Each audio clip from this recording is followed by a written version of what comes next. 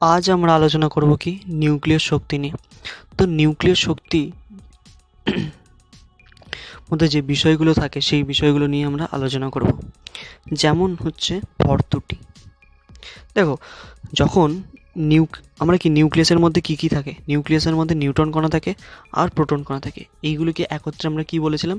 এইগুলোকে আমরা একত্রে কি বলেছিলাম? নিউক্লিয়ন বলেছিলাম, তাই তো? নিউট্রন এবং প্রোটন কণাকে একত্রে আমরা কি নিউক্লিয়ন বলা হয়, তাই তো? এবার দেখো, যদি বলি আমি নিউক্লিয়াসের যদি মোট ভরের কথা বলি, তাহলে নিউক্লিয়াসের মোট ভর অর্থাৎ মানে কি নিউট্রন এবং প্রোটন সংখ্যার ভরের সমান হবে। কারণ নিউক্লিয়াসের মধ্যে কি নিউট্রন সংখ্যা এবং প্রোটন সংখ্যায় থাকে।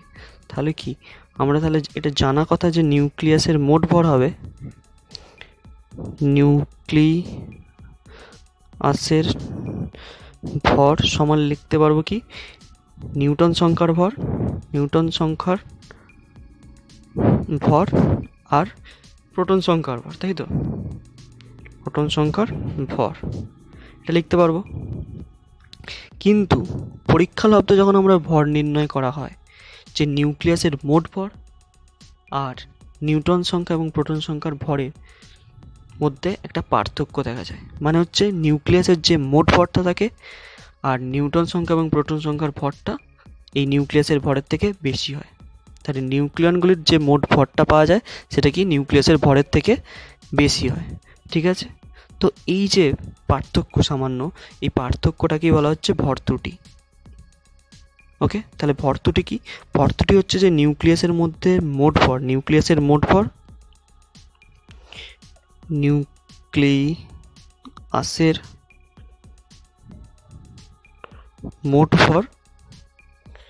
এবং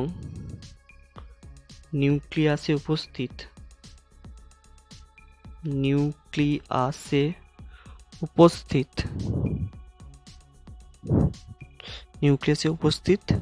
মোট ভরের পার্থক্যকে নিউক্লিয়াসে উপস্থিত নিউট্রন কণা বা উপস্থিত নিউক্লিয়নগুলো বলতে পারো, নিউক্লিয়নগুলির ভরের পার্থক্যকেই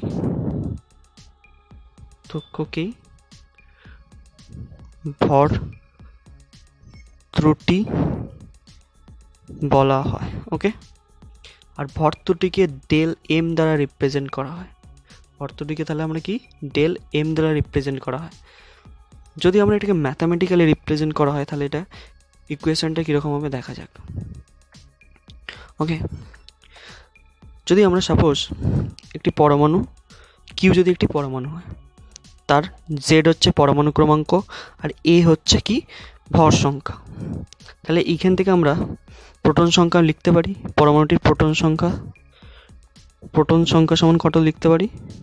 প্রোটন সংখ্যা সমান আমরা জেড লিখতে পারি। কেন? কারণ আমরা জানি যে নিউক্লিয়াসের মধ্যে তো নিউক্লিয়াসের প্রোটন সংখ্যা আমরা জেড। কারণ কি যে কোনো মৌলের পরমাণু নিউক্লিয়াসে ঠিক যেই সংখ্যক প্রোটন কণা থাকে সেই সংখ্যাটাকে আমরা কি বলেছিলাম? পরমাণু ক্রমাঙ্ক। অর্থাৎ জেড যদি এখানে পরমাণু ক্রমাঙ্ক হয় তাহলে প্রোটন সংখ্যাও তাহলে কি জেডই হবে। ওকে, এবার হচ্ছে কি ভর সংখ্যা কি দিয়ে প্রকাশ করেছি? এ দিয়ে প্রকাশ করেছি। ভর সংখ্যা সমান আমরা কি লিখতে পারি? নিউটন সংখ্যা প্লাস প্রোটন সংখ্যা, মানে নিউটন সংখ্যা এবং প্রোটন সংখ্যা সমষ্টিকে আমরা কি বলেছিলাম? ভর সংখ্যা। তাহলে এইখান থেকে আমরা নিউটন সংখ্যা সহজেই বার করতে পারবো। তাহলে নিউটন সংখ্যা সমান কি লিখতে পারি? ভর সংখ্যা মাইনাস প্রোটন সংখ্যা। তাহলে এ মাইনাস পি মানে প্রোটন সংখ্যা কি ধরেছিলাম? জেড। তাহলে নিউটন সংখ্যা পেয়ে গেলাম।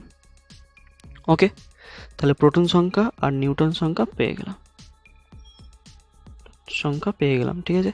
এটা নিউটন সংখ্যা আর এটা হচ্ছে প্রোটন সংখ্যা। তো আমি যদি ধরে নিই এটা প্রোটন সংখ্যা, এটা হচ্ছে নিউটন, ধরি একটি প্রোটনের ভর যদি এম পি হয়, সাফিক্সে পিটা থাকবে, আর একটি নিউট্রনের ভর যদি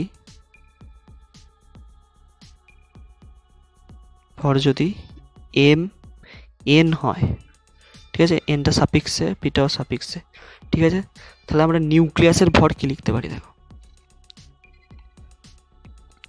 তাহলে আমরা এখানে তাহলে নিউক্লিয়াসের ভর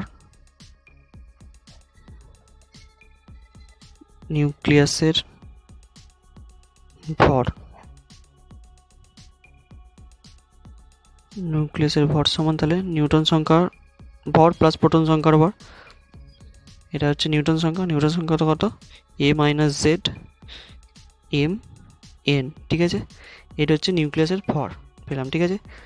এবার যে নিউক্লিয়াসের মোট ভর যদি এম ধরে নিই, নিউক্লিয়াসের মোট ভর যদি আমরা ক্যাপিটাল এম ধরি, তাহলে ভর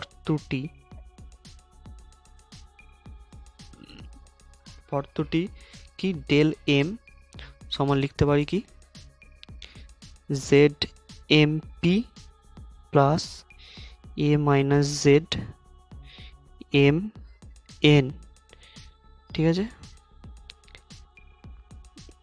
এইটা থেকে বাদ দিতে হবে আমরা কি ক্যাপিটাল এম, এটাই তাহলে হচ্ছে কি ভর ত্রুটি। আমরা ম্যাথামেটিক্যালি যদি ক্যালকুলেশন করতে চাই তাহলে এই সূত্রের সাহায্যে আমরা ভর ত্রুটি বার করতে পারবো। তো এই গেল হচ্ছে ভর ত্রুটি। এবার কি শিখবো, এবার শিখবো হচ্ছে নিউক্লিয় বন্ধন শক্তি কি। এবার শিখবো হচ্ছে নিউক্লিয় বন্ধন শক্তি।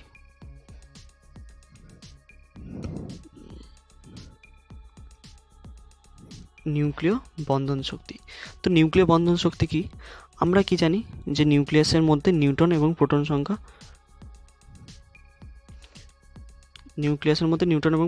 থাকে, তাই তো। তো একটা নিউক্লিয়াসকে ভেঙে যদি এই নিউটন কণা এবং প্রোটন কণাগুলিকে পরস্পর এক একটি স্বাধীন কণাতে পরিণত করতে যে শক্তির প্রয়োজন হয়, ঠিক আছে, সেই শক্তিটাকেই কি বলা হচ্ছে নিউক্লিয় বন্ধন শক্তি। সেই শক্তিটাকে কি বলা হচ্ছে নিউক্লিয় বন্ধন শক্তি। মানে নিউক্লিয়াসের মধ্যে নিউটন কণা এবং প্রোটন কণাকে বা নিউক্লিয়াসটাকে ভেঙে নিউটন এবং প্রোটন কণাকে একটি স্বাধীন কণায় পরিণত করতে যে পরিমাণ শক্তি বা যে ন্যূনতম শক্তির প্রয়োজন হয়, সেই শক্তিটা কি হচ্ছে কি নিউক্লিয় বন্ধন শক্তি বলা হয়। নিউক্লিয় বন্ধন শক্তিকে ডেল ই দ্বারা রিপ্রেজেন্ট করা হয়। তো ডেল ই দ্বারা রিপ্রেজেন্ট করা হয় এবং নিউক্লিয় বন্ধন শক্তি সমান লিখতে পারি ডেল এম সি স্কোয়ার। এমটা কি, এমটা হচ্ছে ভর, আর সিটা হচ্ছে শূন্য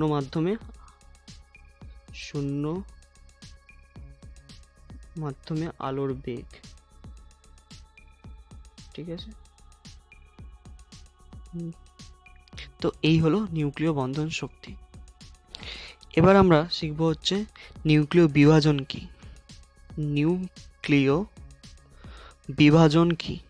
ওকে, নিউক্লিয় বিভাজন কি, ওকে। তো নিউক্লিয় বিভাজন ব্যাপারটা কি দেখো, যে কোনো একটি ভারী মৌলের নিউক্লিয়াসকে, কোনো একটি মৌলের পরমাণুর ভারী মৌলের নিউক্লিয়াসকে, ঠিক আছে, একটি ভারী মৌলের নিউক্লিয়াসকে যদি আমরা নিউটন কণা দ্বারা আঘাত করি, ঠিক আছে, তাহলে মোটামুটিভাবে সমভর সম্পন্ন দুটি মৌলের নিউক্লিয়াসে সৃষ্টি হয় এবং তার সঙ্গে এরা প্রচুর পরিমাণে শক্তি নির্গত করে। তো এই ঘটনাটাকেই হচ্ছে নিউক্লিয় বিভাজন বলা হচ্ছে। তাহলে কি বললাম, যে কোনো মৌলের পরমাণু নিউক্লিয়াসকে যদি আমরা নিউটন কণা দ্বারা আঘাত করি তো মোটামুটি ভর সম্পন্ন, ঠিক আছে, দুটি মৌলের পরমাণুর নিউক্লিয়াসের আবার সৃষ্টি হবে, ঠিক আছে। তো এই ঘটনাটাকে কি বলা হচ্ছে নিউক্লিয় বিভাজন। তো উদাহরণ হিসেবে যদি আমরা দেখি, যদি ইউরেনিয়ামের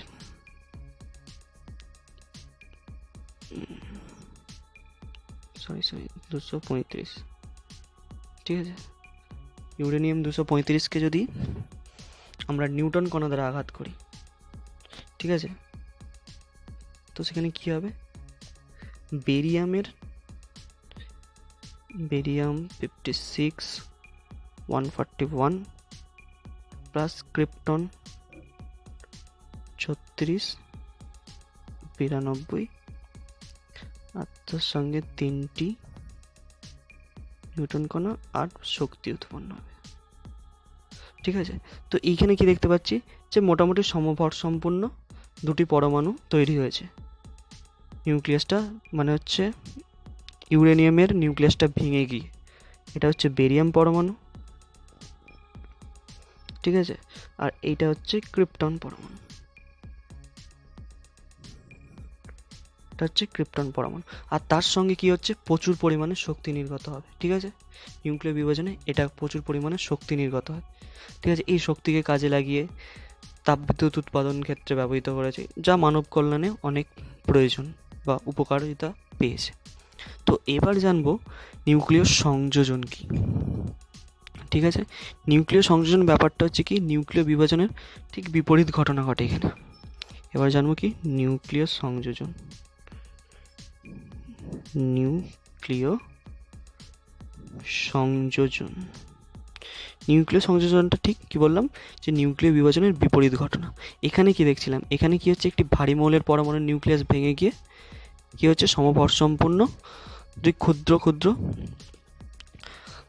দুটি মৌলের পরমাণু নিউক্লিয়াস তৈরি হচ্ছিল। ঠিক আছে, কিন্তু এখানে কি, এখানে হচ্ছে যে কিছু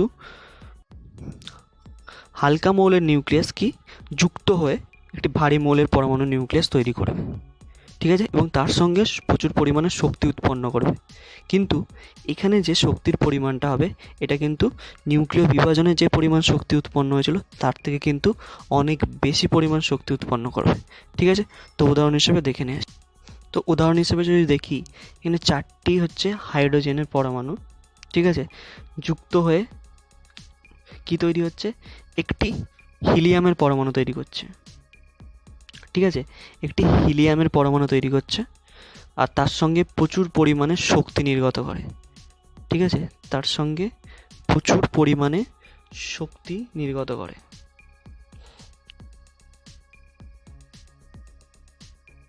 এটার নাম হচ্ছে পজিট্রন। ঠিক আছে, তো এই শক্তির পরিমাণ কিন্তু নিউক্লিয় বিভাজনে উৎপন্ন শক্তির থেকে অনেক বেশি। তাহলে নিউক্লিয় বিভাজন আর নিউক্লিয় সংযোজন কি আমরা পরিষ্কারভাবে বুঝতে পারলাম।